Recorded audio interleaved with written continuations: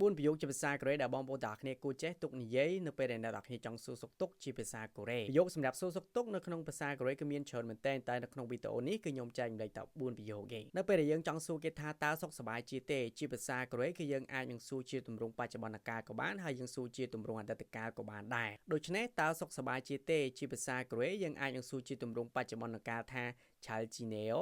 ឆាល់ជីណេយូឆាល់ជីណេយូឆាល់ជីណេអូតើសុខសប្បាយជាទេហើយសម្រាប់ការឆ្លើយបើសិនជាយើងសុខសប្បាយយើងគ្រាន់តែឆ្លើយថាណេឆាល់ជីណេអូណេឆាល់ជីណេយូ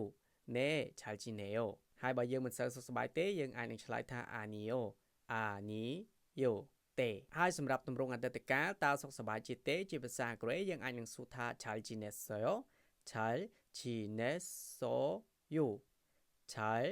ជីណេសូយូឆាល់ជីណេសូយោតើសុខសប្បាយជាទេអញ្ចឹងបើសិនជាយើងសុខសប្បាយដោយសារតែគេសួរជាទម្រង់អតីតកាលយើងគួរតែឆ្លើយជាទម្រង់អតីតកាលដែរអញ្ចឹងយើងអាចនឹងឆ្លើយថាណេឆាល់ជីណេសូយោណេឆាល់ជីណេសូ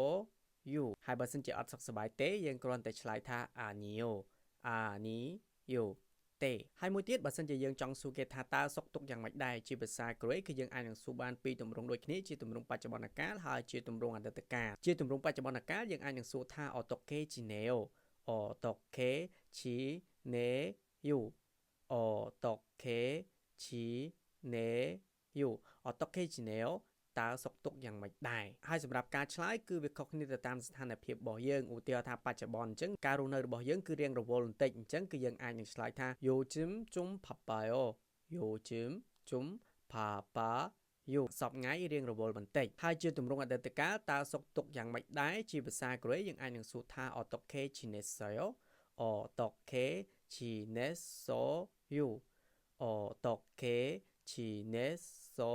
យូអតុកេជីណេសូយោតើសុខទុក្ខយ៉ាងម៉េចដែរសរុបមកប្រយោគដើម្បីនឹងសួរសុខទុក្ខជាភាសាកូរ៉េគឺមានច្រើនក៏ប៉ុន្តែនៅក្នុងវីដេអូនេះគឺខ្ញុំបានចែកម្លែកតែ4ប្រយោគទេដោយសារតែខ្ញុំអាសាឮជនជាតិកូរ៉េប្រើ4ប្រយោគនេះនៅពេលដែលពួកគាត់សួរសុខទុក្ខខ្ញុំនៅពេលដែលយើងចង់សួរគេថាតើសុខសប្បាយជាទេជាភាសាកូរ៉េគឺយើងអាចនឹងសួរជាទម្រង់បច្ចុប្បន្នកាលក៏បានហើយយើងសួរជាទម្រង់អតីតកាលក៏បានដែរដូច្នេះតើសុខសប្បាយជាទេជាភាសាកូរ៉េយើងអាចនឹងសួរជាទម្រង់បច្ចុប្បន្នកាលថាឆាល់ជីណេអូ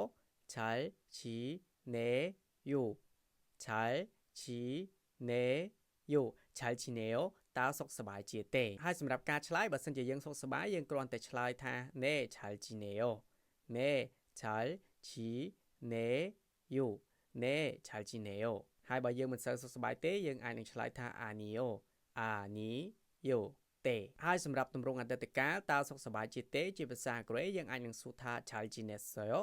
ឆាល់ជីណេសូយូឆាល់ជីណេសូយូឆាល់ជីណេសូយោតើសុខសប្បាយជាទេអញ្ចឹងបើសិនជាយើងសុខសប្បាយដោយសារតែគេសួរជាទម្រង់អតីតកាលយើងគួរតែឆ្លើយជាទម្រង់អតីតកាលដែរអញ្ចឹងយើងអាចនឹងឆ្លើយថាណេឆាល់ជីណេសូយោណេឆាល់ជីណេសូយូហើយបើសិនជាអត់សុខសប្បាយទេយើងគ្រាន់តែឆ្លើយថាអានីអូអានីយូទេហើយមួយទៀតបើសិនជាយើងចង់សួរគេថាតើសុខទុក្ខយ៉ាងម៉េចដែរជាភាសាកូរ៉េគឺយើងអាចនឹងសួរបានពីរទម្រង់ដូចគ្នាជាទម្រង់បច្ចុប្បន្នកាលហើយជាទម្រង់អតីតកាលជាទម្រង់បច្ចុប្បន្នកាលយើងអាចនឹងសួរថាអតុកេជីណេអូអតុកេជីណេយូអតុកេជីណេយូអតុកេជីណេអូតើសុខទុក្ខយ៉ាងម៉េចដែរហើយសម្រាប់ការឆ្លើយគឺវាខុសគ្នាទៅតាមស្ថានភាពរបស់យើងឧទាហរណ៍ថាបច្ចុប្បន្នអញ្ចឹងការរស់នៅរបស់យើងគឺរៀងរវល់បន្តិចអញ្ចឹងគឺយើងអាចនឹងឆ្លើយថាយោជឹមជុំផាប៉ាយោយោជឹមជុំផាប៉ាយោសពថ្ងៃរៀងរវល់បន្តិចហើយជាទម្រង់អតីតកាលតើសុខទុក្ខយ៉ាងម៉េចដែរជាភាសាកូរ៉េយើងអាចនឹងសួរថាអតុកេជីណេសូយោអតុកេជីណេសូយូអតុកេជីណេសូយូអតុកេជីណេសូយោតើសុខទុក្ខយ៉ាងម៉េចដែរ